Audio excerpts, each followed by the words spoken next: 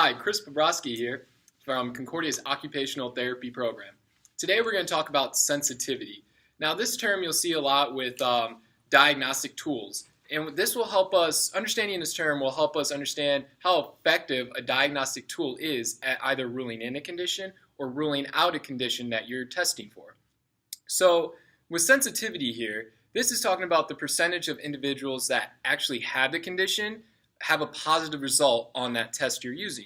Or another way to look at it, if you see a diagnostic tool has a high degree of sensitivity, you can be fairly confident that if the patient tests negative on that test, that you can rule out the condition you're looking for. So let's go ahead and do an example here on how we could solve sensitivity. Now before we begin, here we're going to do the formula go over the formula of sensitivity. So that's going to be our true positive divided by the true positive plus a false negative. Now our true positive is that the patient tested positive on that test and they actually do have the condition. Our false negative is where the patient tests negative on that test, but they actually do have the condition. So let's go ahead and fill in our box here on tests that we see or we're looking for. So a type of a balance test, okay? So we have some data here.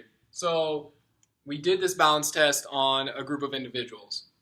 So the individuals who tested positive who actually had the condition is 44. Okay, so that is going to be our true positive.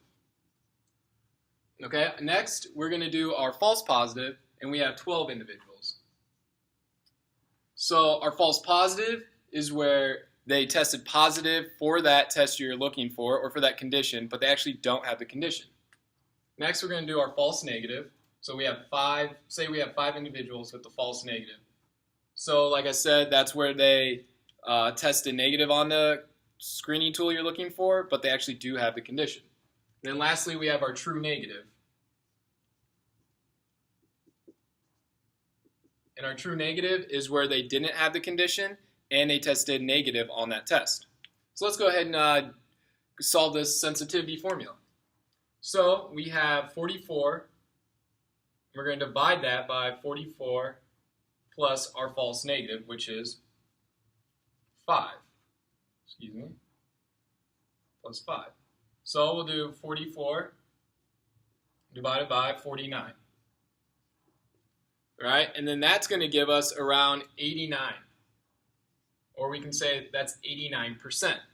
So this will be sensitivity, or the results of our sensitivity from this data.